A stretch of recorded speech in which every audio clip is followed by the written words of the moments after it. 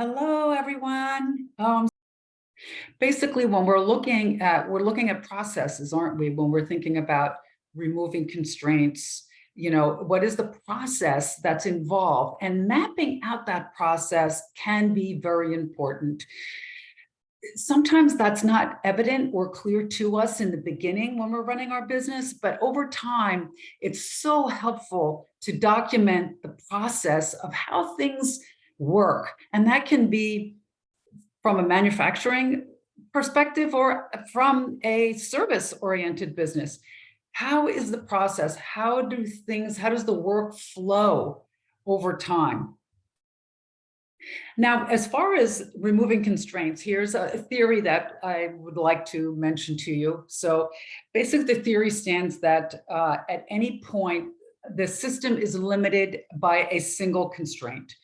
And in this particular, now we can look at this from a manufacturing perspective by having raw materials and then bringing it to market. However, we can also look at this from a service perspective. How do we start with the service and what are all the steps along the way and to the end until it reaches the customer? So there are steps even with the service business, and sometimes it takes time to think that through and document that information.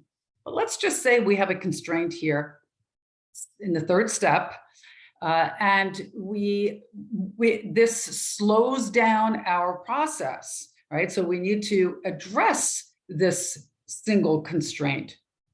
Now, let's imagine that each step represents a single person.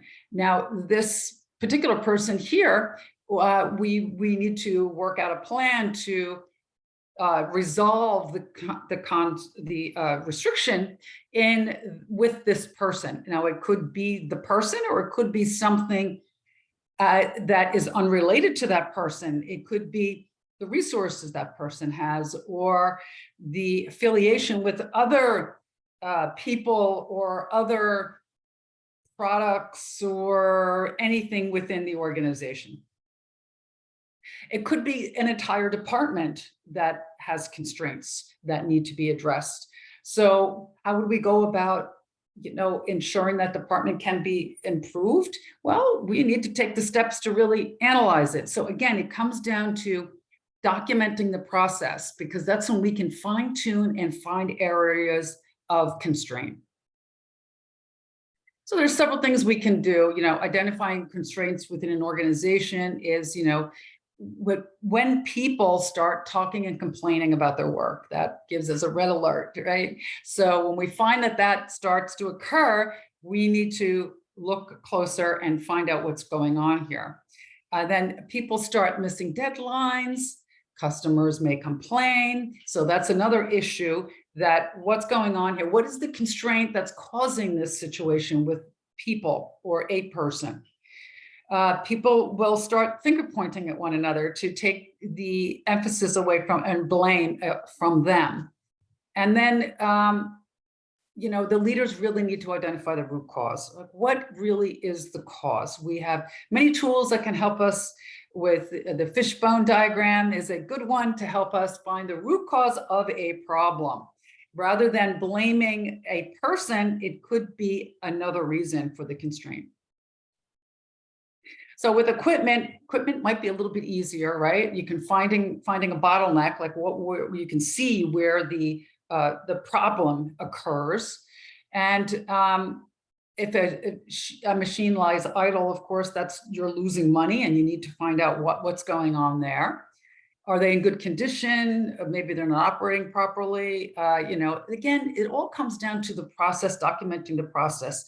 Now, that also includes maintaining equipment. If you have machinery, that's also very important. But upgrading the machinery work well, that's a hypothetical, perhaps, maybe something else, but a fishbone diagram is a good one to figure that out. Other types of constraints. Now, you've seen this before. I showed this earlier in the course. External constraints are very difficult to manage. Oftentimes, they're unmanageable.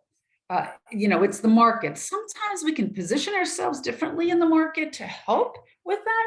But if there's a constraint such as a hurricane, right?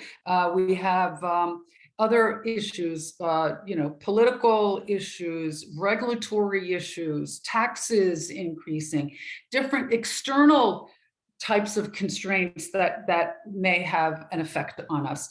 Very difficult to manage or really to make any changes in that area. But internally, that's our domain. That's where we know that we can make changes. Now, we can also make changes from external. We can make internal changes due to external constraints. So we have that to help us, but we cannot necessarily change that external constraint. Okay, now with physical, we have, time, money, people, equipment, raw material, that sort of thing. May not be raw material if you have a service business, but it could be other physical resources that you use for that business. Software, that type of thing. Okay, and then policy. Policy, it's hard to actually, it's non-tangible. So it's like the mindset, the methods, the measurements. It's the culture of the organization also, if you will. So we have those type of things that we can see if there's a constraint to move things along. Now, for instance, here we have the office pen problem. So we have some theory about this as well. As a business starts to grow and grows, and more money is spent, people feel like they really, they have a less of a concern about watching the expenses.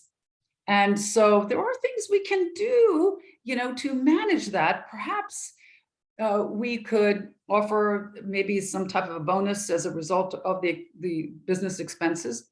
We could offer, if we have a small amount of employees, we could offer, like a profit sharing type of plan, or even small ownership in the company. And then they become very concerned about expenses. So it's not for all businesses, but it is something to think differently. So they devalue existing assets. That tends to be common, and really desiring more expensive things, even if they're not needed.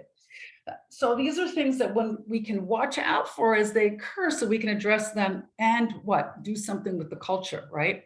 So we want to be able to pursue sound strategies, but we don't want to necessarily throw money and resources at strategies that are unsound. So we want to be aware of, the impact of culture. Culture is extremely important, and we need to, maintain it. Those are the policies. Those are the things that we can work with. And many organizations lack getting input from employees. That's crucially important, that employees feel valued and they feel that they can contribute to the organization somehow. So very important there. We want to focus on the weakest link for constraint. We know we need to work. There may be downsides to focusing on constraints in an organization. Sure, because if we're focusing on constraints, we're thinking about the negative, and we're not focusing on the positive that's going on within that organization. So it is important to stay positive as well, and keep that frame of mind and include that in the company culture. So remaining resourceful, there are several things that we can do. We can benchmark expenses against our competitors, but we also know that if we're benchmarking, we're just at the average with them. We really want to try to be above the competition, right? To have that better competitive advantage. Re-examine all processes. That's a constant thing. So that's a fluid process. We have processes in place, but we're improving processes as we're moving along, growing our business. So we really need to re-examine those processes over time. Sure, we want to find constraints and cut out poor processes so that we are more efficient and working towards good processes. Empowering employees to speak back. We mentioned that before. Part of the company culture. We want to get their input. We don't want to rob Peter to pay Paul. We want to stay focused on our strategy and commit, and also our experimentation. Good to have small experiments and to to see if they can be successful before we unleash them with the entire organization. Constantly reevaluating. Other things are extending life of new assets, maintaining, having maintenance on a regular basis. That can also be part of a service business. So we want to think about, software maintenance. We want to think about other, even just computers and so forth and so on, making sure everything is working properly and that the process is working properly. I consider partnerships, to have win-win outcomes, of course, and reinforcing